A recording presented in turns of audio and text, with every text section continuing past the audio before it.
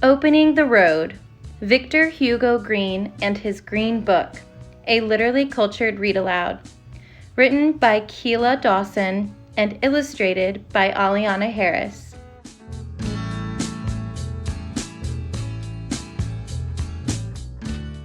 Victor Hugo Green was tired of hearing no. Victor loved the freedom of driving on the open road, but too often the road was closed to him. It was like this for most Black people in the United States. When he and his wife Alma traveled from New York to Virginia to visit family, they risked getting turned away, yelled at, even hurt.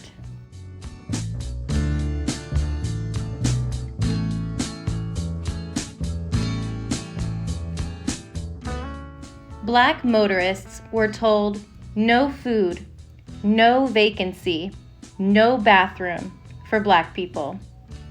White American travelers could stop at any roadside restaurant, hotel, or restroom, but Black Americans had to pack cold food, blankets, and pillows for sleeping in the car, and a make-do toilet.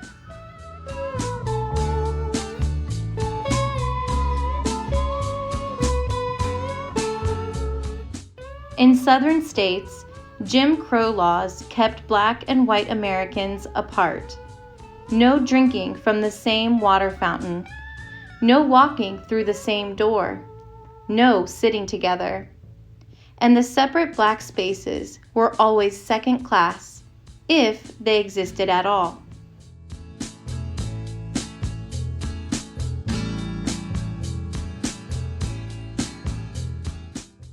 On road trips, with nowhere safe to stop and stay, Black motorists often drove at night, all night. If they had an accident, ambulances and hospitals refused to help them. If they were lucky, they could find a Black funeral director to bring them to a hospital. But there wasn't always a hospital nearby that treated Black patients.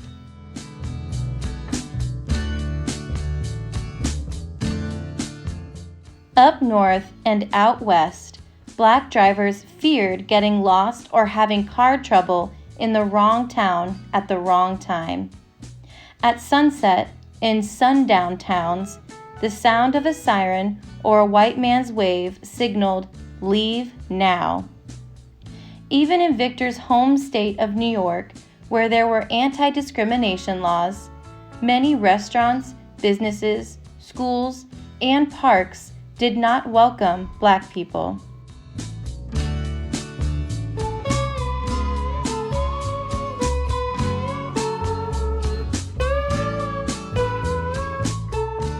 One day, Victor read a Jewish newspaper with information about Jewish-owned hotels and vacation resorts in New York. He discovered a guide for Jewish people with lists of stores that sold kosher food. In the 1930s, Jewish Americans couldn't go everywhere they wanted to either. This gave Victor an idea. What if he wrote a book with information about where Black Americans were safe and welcome?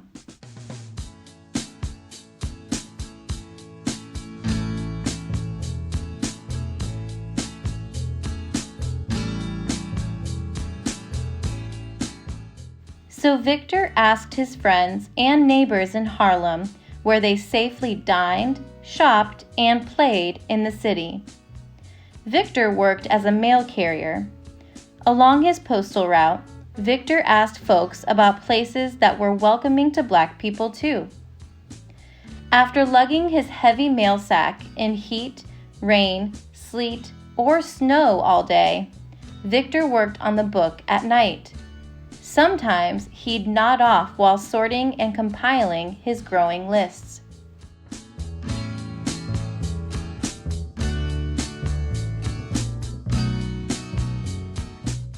Victor finished the Negro Motorist Green Book in 1936. It was a 10-page guide filled with safe spaces and friendly faces for Black travelers in New York City. The following year, he updated the guide. "Let's all get together and make motoring better," he wrote. With copies in hand, Victor visited Black churches and social clubs to persuade New Yorkers to buy his book. It sold like hotcakes.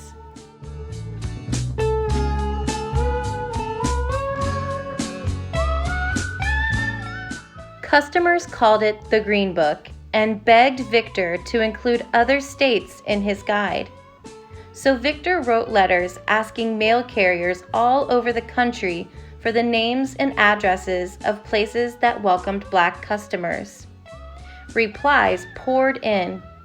Victor and Alma worked together to expand the guide. 2 years later, the Green Book more than doubled in size to 28 pages.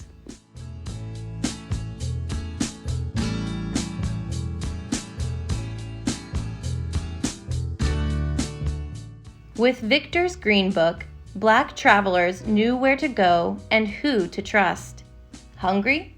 Check the Green Book. Tired? Check the Green Book. Sick? Check the Green Book.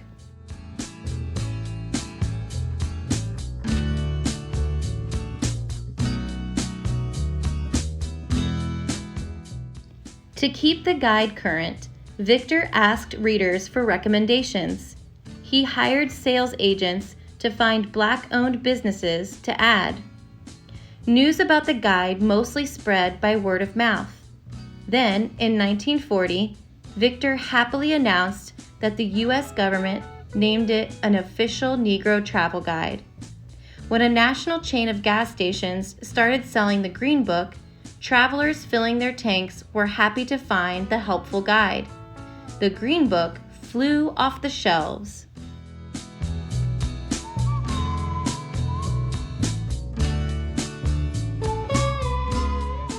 In cities with no hotels willing to rent to Black people, some Black female entrepreneurs rented out rooms in their homes. Tourists showed up at all hours of the day or night on strangers' doorsteps. But with the Green Book, they knew they were arriving somewhere safe. "Carry your Green Book with you," Victor urged. "You may need it."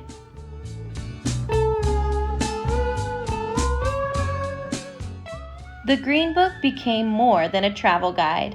It also helped readers learn about Black achievements and Black history.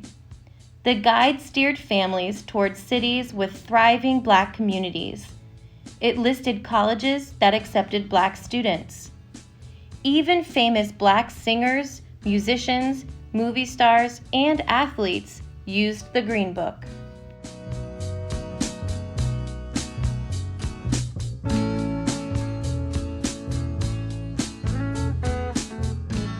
More than 2 million copies of the Green Book were sold.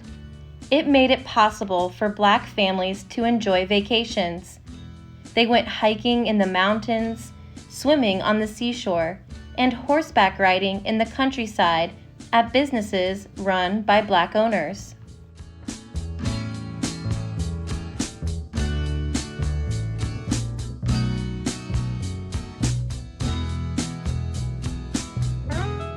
In the 1950s and 60s, Black Americans were also marching, staging sit-ins, and sitting with white allies on segregated buses and at restaurants.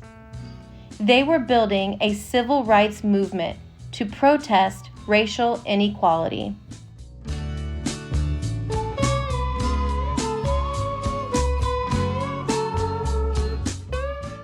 Victor dreamed of a day when Black citizens wouldn't need the Green Book at all, when we as a race will have equal opportunities and privileges in the United States.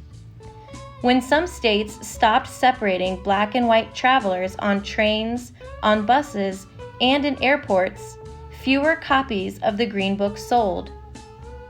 In 1964, the United States Congress passed a law that made separating people by race illegal. The 1966-67 Green Book was the last edition published.